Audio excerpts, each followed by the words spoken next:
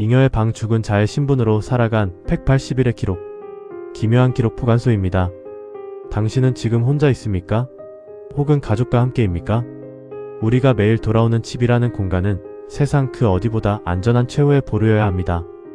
하지만 만약 당신이 모르는 사이 당신의 집이 누군가의 사냥터가 아니라 당신의 존재 자체를 집어삼키는 기괴한 공간이 된다면 어떨까요?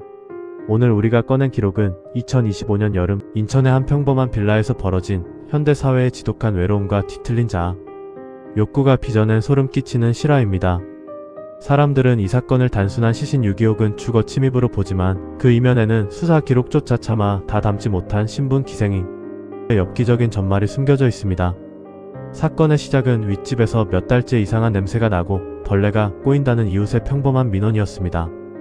출동한 경찰과 특수청소업체가 문을 강제로 열었을 때 그들을 맞이한 것은 이미 백골화가 심각하게 진행된 70대 노인 박씨의 시신이었습니다. 사인은 지병에 의한 고독사. 여기까지는 현대사회의 흔한 비극처럼 보였습니다. 하지만 현장 감식반이 집안을 정밀 조사하며 상식적으로 이해할 수 없는 점들이 무수히 발견되기 시작했습니다. 노인은 이미 반년 전에 사망하여 형체를 알아보기 힘들 정도였는데 주방 냉장고 안에는 어제 산 것으로 보이는 신선한 우유와 유통기한이 넉넉한 삼각김밥이 가득 들어있었고, 거실 TV 옆에는 최근에 방영된 예능 프로그램의 출연진과 방송 내용이 꼼꼼하게 메모된 달력이 놓여 있었습니다. 누군가 차갑게 식은 시신 곁에서 반년이라는 긴 시간 동안 함께 생활하며 죽은 자의 일상을 소름 끼칠 정도로 완벽하게 대신 살고 있었던 것입니다. 보관소의 서고 깊숙한 곳에서 찾아낸 비공개 수사 자료와 범인의 진술서를 종합해보면 이 기괴한 연극의 주연인 범인은 20대의 무직 청년 김씨였습니다. 그는 일정한 거주지 없이 PC방과 찜질방을 전전하며 사회적 낙오자로 살아가던 중 우연히 복도의 창문을 통해 현관문이 잠기지 않은 박씨의 집을 발견하고 무단 침입했습니다. 처음에는 단순히 며칠 묵으며 물건을 훔쳐 달아나려 했으나 안방 침대 위에서 이미 숨을 거둔 박씨를 발견한 순간 그는 도망치는 대신 상상을 초월하는 선택을 합니다. 그는 박씨의 시신을 치우는 대신 그 집의 새로운 주인이자 박씨 그 자체가 되기로 결심한 것입니다. 김씨는 박씨의 장롱에서 그의 신분증과 통장, 도장을 손에 넣었고 그날부터 180일 동안 죽은 노인의 옷을 입고 노인이 쓰던 칫솔로 양치를 하며 마치 자신이 박씨인 것처럼 생활하기 시작했습니다. 범인 김씨의 행각 중 가장 엽기적이고도 슬픈 부분은 그가 매일 수행했던 가짜 일과였습니다.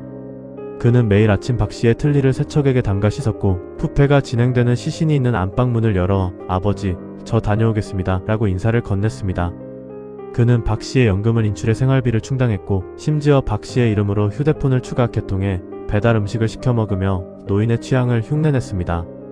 수사관들이 김씨의 휴대폰을 압수했을 때 그 안에는 박씨의 시신 옆에서 밝게 웃으며 찍은 수백 장의 셀카가 폴더별로 저장되어 있었습니다. 김씨는 시신이 썩어가며 발생하는 참혹한 악취를 숨기기 위해 집안 곳곳에 수십 개의 향초를 24시간 켜두었고 매일 밤 시신 옆에 앉아 박씨에게 말하듯 일기를 썼습니다. "오늘은 날씨가 참 맑네요, 아버지. 우리가 이 집에서 함께한 지도 벌써 100일이 넘었군요. 당신이 없었다면 제 인생은 여전히 차가운 길거리였을 겁니다." 이 사건이 대중에게 상세히 알려지지 않은 진짜 이유는 수사 당국이 범인의 정신적 동기를 일반적인 범죄 카테고리로 분류하는데 극심한 혼란을 겪었기 때문입니다. 김씨는 검거 직후 수사관들에게 "나는 그를 죽이지 않았다. 오히려 그가 가장 비참하게 죽어갈 때 그의 곁을 지켜준 유일한 효자였다고 울부짖으며 주장했습니다. 그는 박씨의 옛 앨범을 보며 그의 말투와 억양, 걸음걸이까지 연습했고 동네 주민들에게는 자신을 건강이 좋지 않은 박씨를 돌보러 온 먼 친척 조카라고 소개하며 태연하게 엘리베이터에서 인사를 나누었습니다. 주민들은 그가 박씨의 집에서 장을 봐서 들어오는 것을 수차례 목격하면서도 고령인 박씨가 그저 방 안에서 요양 중이라고만 굳게 믿었습니다. 김씨는 타인의 죽음이라는 비극을 발판 삼아 현실 세계에서는 결코 가질 수 없었던 자신의 안정된 사회적 위치를 창조해낸 것입니다. 기록 보관소는 당시 현장에 투입되어 시신을 수습했던 특수청소 업체 직원의 증언을 확보했습니다. 안방문을 여는 순간 평생 잊지 못할 광경을 보았습니다. 시신은 낡은 거적대기에 덮여 있었는데 그 주변으로 범인이 매일 정성스럽게 차려놓은 제사상이 놓여 있었습니다. 그런데 그 상에 올려진 음식들이 치킨, 피자, 햄버거 같은 최신 배달 음식들이었습니다. 범인은 매일 밤 죽은 노인과 마주 앉아 야식을 먹으며 대화를 나눴던 겁니다. 집안 곳곳에서는 범인이 노인의 목소리를 흉내내며 "그래, 고맙다 아들아라고 녹음한 테이프들도 발견되었습니다.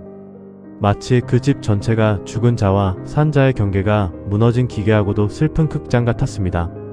김 씨의 기생은 단순히 물리적인 공간에 머물지 않았습니다.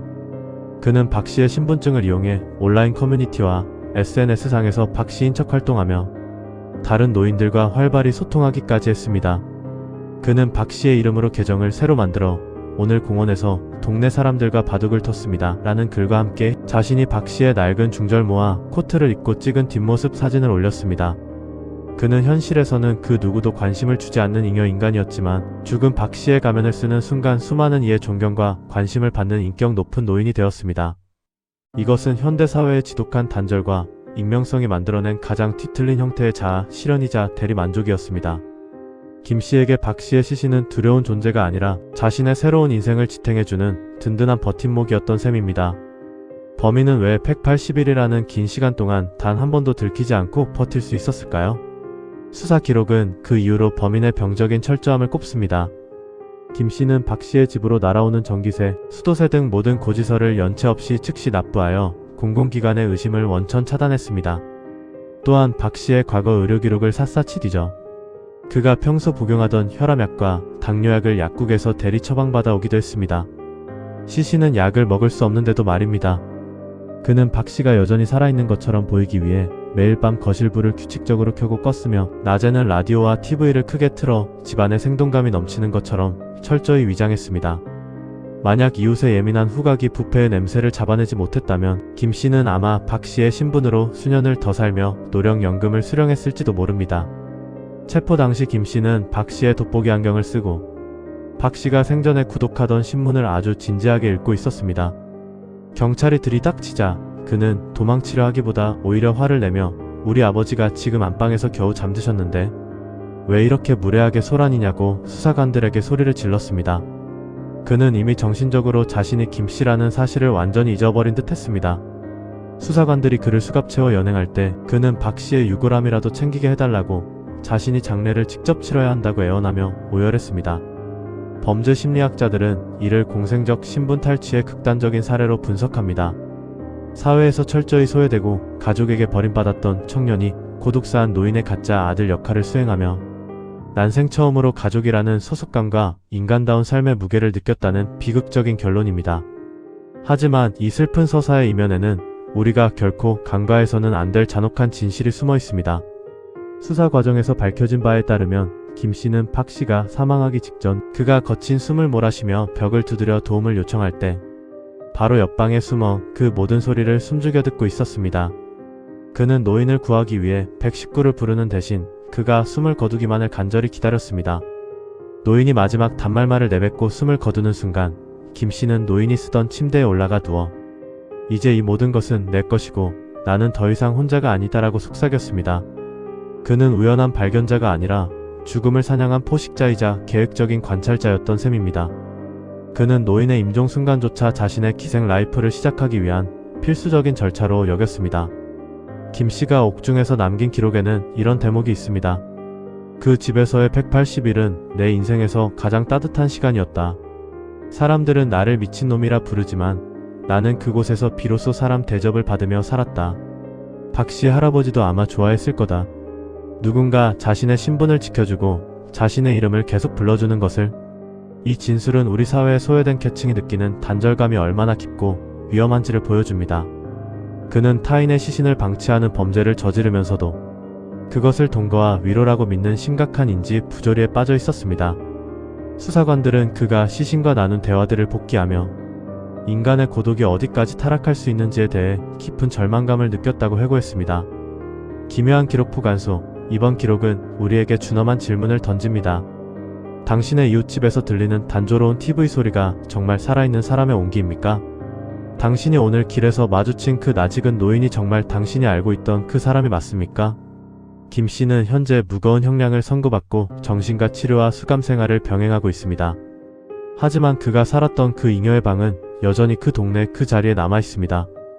특수청소를 수차례 마친 후에도 그 집의 벽지 깊숙한 곳에는 여전히 향초, 냄새와 부패의 흔적이 미묘하게 섞인 말로 표현할 수 없는 기괴한 향기가 감돈다고 합니다. 그 집을 거쳐간 세입자들은 모두 밤마다 누군가 틀니를 씻는 소리가 들린다며 며칠 만에 짐을 싸서 나갔다는 도시전설 같은 소문도 들려옵니다. 오늘 밤 당신의 집 창밖을 지나는 이름 모를 누군가가 당신의 밝게 불 켜진 거실을 보며 당신의 신분과 당신의 평온한 삶을 탐내고 있지는 않은지 다시 한번 확인하십시오. 그리고 당신의 소중한 지인이 너무 오랫동안 침묵하고 있거나 메신저의 답장이 기계적이라면 주저하지 말고 그 집의 문을 직접 두드리십시오. 문 너머에서 당신을 맞이하며 환하게 웃는 사람이 당신이 알던 그 사람의 가면을 쓴 기생자일지도 모르니까요. 잉여의 방, 그 기괴하고도 처량했던 180일간의 동거 기록을 마칩니다. 내일은 강남의 화려한 성형외과 이면에서 벌어진 소름 끼치는 인체 조직 수집 미스터리 0.1%의 상속자 기록을 꺼내오겠습니다. 부디 당신의 이름과 신분이 내일 아침에도 오직 당신만의 것이기를 진심으로 바랍니다. 안녕히 주무십시오. 만약 잠결에 거실에서 누군가 당신의 이름을 나지막이 부르며 당신의 옷을 꺼내 입는 소리가 들린다면 절대 아는 척하지 마십시오. 그는 이미 당신의 자리를 차지할 준비를 마쳤을지도 모르니까요.